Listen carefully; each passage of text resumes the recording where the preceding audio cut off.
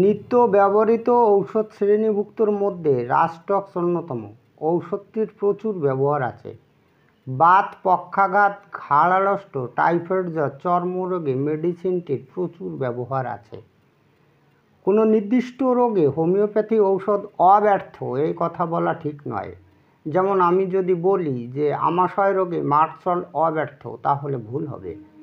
কেননা মার্টসল আমাশয়ের একটি উৎকৃষ্ট ঔষধ হলেও লক্ষণ সাদৃশ্যের অভাবে অনেকেই প্রয়োগ করে ব্যর্থ হয়েছেন। সুতরাং কথা বলা সঠিক যে হোমিওপ্যাথি ঔষধ অব্যর্থ হয় তখনই যখন লক্ষণ সাদৃশ্য হয়।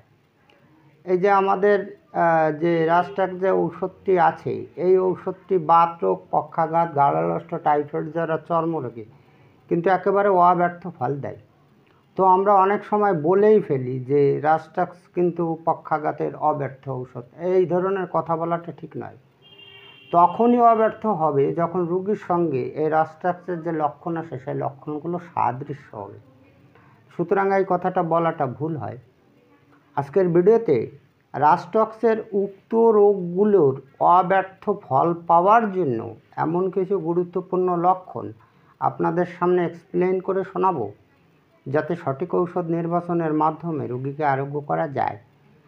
ভিডিওটি ভালো লাগলে লাইক, কমেন্ট, শেয়ার করবেন এবং আপনি যদি এই চ্যানেলে নতুন এসে থাকেন তাহলে চ্যানেলটিকে সাবস্ক্রাইব করে রাখবেন পরবর্তীতে নতুন ভিডিওর নোটিফিকেশন সবার আগে পাওয়ার জন্য। এবার উক্ত রোগগুলোর ক্ষেত্রে রাস্টক্সের যে গুরুত্বপূর্ণ লক্ষণগুলো থাকে আমি সেগুলো খুব সহজ সরল ভাষায় আপনাদের সামনে ব্যাখ্যা করে শোনাবো। তো আমি আপনাদের রিকোয়েস্ট করব আপনারা ভিডিওটি না টেনে যদি এই লক্ষণগুলো একটু মনোযোগ দিয়ে শোনেন এবং প্রয়োজন বোধে আপনার খাতায় বা ডায়েরিতে লিখে নেন, তাহলে আপনার ঔষধ নির্বাচন করতে কিন্তু খুব সুবিধা হবে। যাই হোক, আমরা জেনে নিই উক্ত রোগগুলোতে কী কী লক্ষণগুলো থাকে। তো প্রথমে আসি ঘাড় আড়ষ্ট সংক্রান্ত লক্ষণে। এই যে ঘাড় আড়ষ্ট হয়ে যায়, ঘাড় কোনো দিকে নড়ানো যায় না, তো এক্ষেত্রে কেমন লক্ষণগুলো থাকে? ডিপথেরিয়া বা গলার রোগ সহ ঘাড় আড়ষ্ট। আপনি এটা মিলিয়ে নেবেন যে ডিপথেরিয়া হচ্ছে গলার একটা রোগ, তখন জ্বরও থাকে রোগীর এবং গলায় কিন্তু বিষাক্ত ঘা হয়ে যায়, এই রোগকে ডিপথেরিয়া বলে।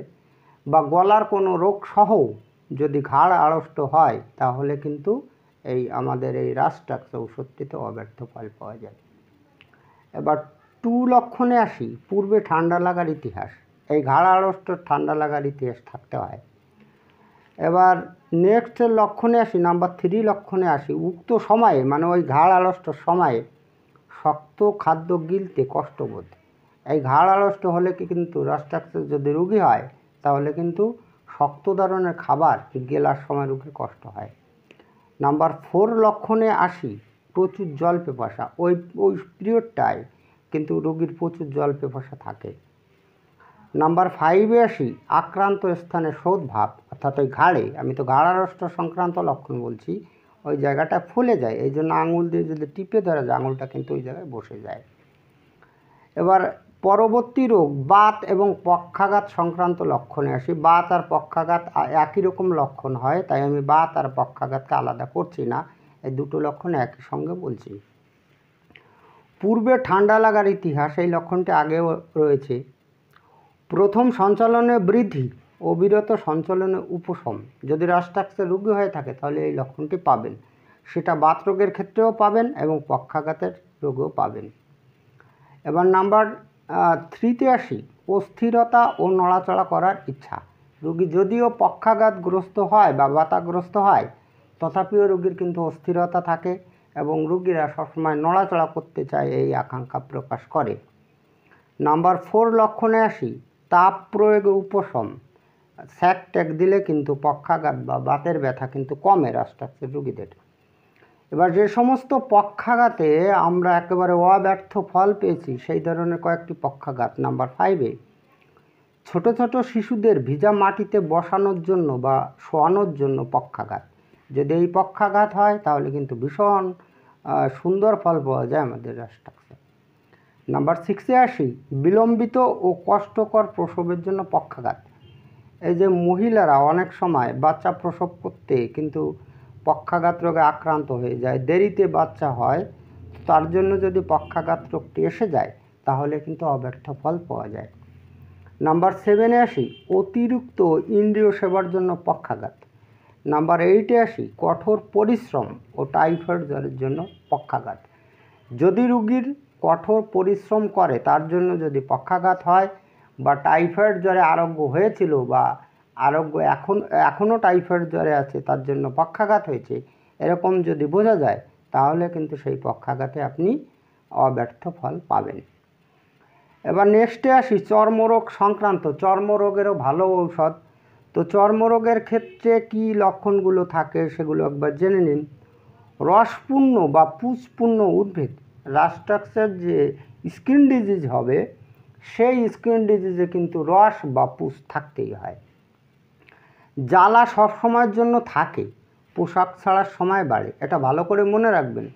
রাস্টাক্সের চর্মরোগে কিন্তু জ্বালা থাকবে এবং সেই জ্বালাটা বা চুলকানিটা কিন্তু পোশাক ছাড়া জামা কাপড় খোলার সময় কিন্তু বাড়ে, এই লক্ষণটি থাকতেই হয়। এবার নেক্সটে আসি, নাম্বার 3-তে আসি, চুলকানির পরে রস ঝরে ও জ্বালা হয়। যখন রুগীরা চুলকায় তখন জ্বালা হয় এবং রস ঝরে, এবং ওই জ্বালা কিন্তু ঠান্ডা প্রয়োগে, ঠান্ডা জল প্রয়োগে কিন্তু উপশম হয়, এই লক্ষণটি থাকতে হবে। নাম্বার 4-এ আসি, বাত বা জ্বর সহ আমবাত বা চর্মরোগ। এই অনেক ক্ষেত্রে দেখা গেছে যে চর্মরোগেও যদি আক্রান্ত হয় তাহলে কিন্তু এই রুগীদের এই বাত রোগটি থাকে, অথবা আমবাত, সেটাও একটা চর্মরোগ। তো সেই রোগেও যখন আক্রান্ত হয় তখন কিন্তু রুগীদের কিন্তু জ্বর থাকে। তো আমি বলতে চাইছি যে আমবাতই হোক আর চর্মরোগই হোক, অন্য কোনো চর্মরোগই হোক, তার সঙ্গে কিন্তু জ্বর থাকার সম্ভাবনা আছে। এই ধরনের চর্মরোগ কিন্তু আরোগ্য হয় রাস্টাক্সে। নাম্বার 5-এ আসি, বর্ষায় ভিজে বা জলে ভিজে রোগের উৎপত্তি। এই চর্মরোগেরই বর্ষায় বা জলে ভিজে যদি চর্মরোগ হয় তাহলে সেই চর্মরোগ কিন্তু আরোগ্য করতে রাস্টাক্স সম্পূর্ণই সক্ষম।